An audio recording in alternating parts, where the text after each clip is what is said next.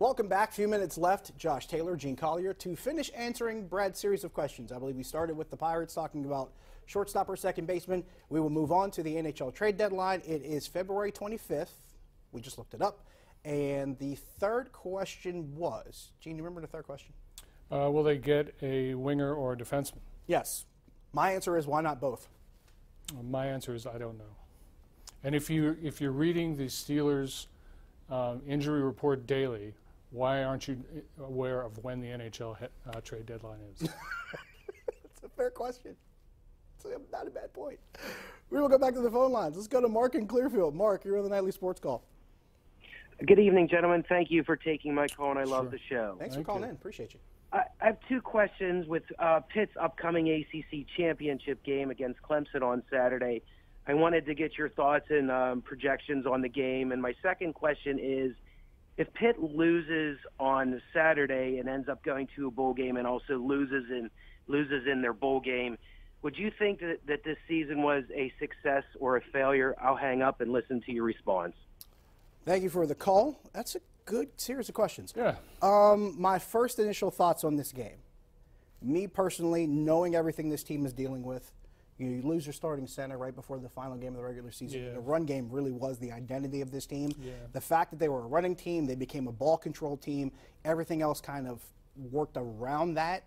I think having that loss kind of hurts you. Plus, you're facing a Clemson team, which is, if I had to rank them all as far as the ACC, for me, it's Clemson and everybody else is down here.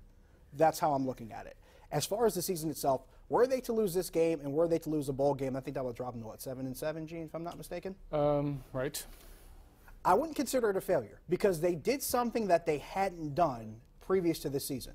They hadn't won a Coastal Championship. Now, some people would tell you maybe they got a little help because out of the teams they usually struggle with, North Carolina, Miami, Virginia Tech, they beat two of the three, which is, or I should say they beat one of the three. They beat Virginia Tech. Didn't beat North Carolina, didn't beat Miami.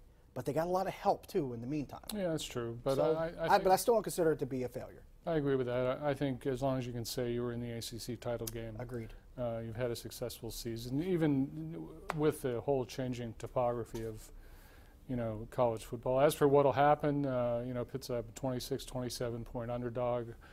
That's usually about right, so whatever, 40-13, 40-10, something like that.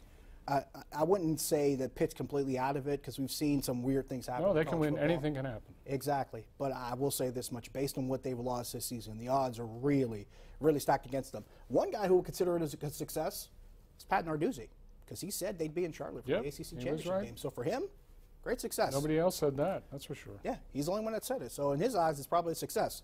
Let's go back to the phone lines. Let's go to Jaden in Butler. Jaden, you're on the Nightly Sports Call.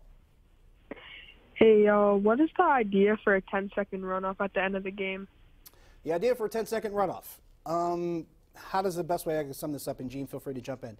When an offensive side is called for a penalty, I believe it's in the final minute of a game, if I'm not mistaken, instead of penalizing them the yards, they're going to take a 10-second runoff because they can still, as Gene put it previously, you can manipulate the clock that way, right? Because you could purposely take an offensive penalty to save yourself some time. So the 10-second runoff is to deter that.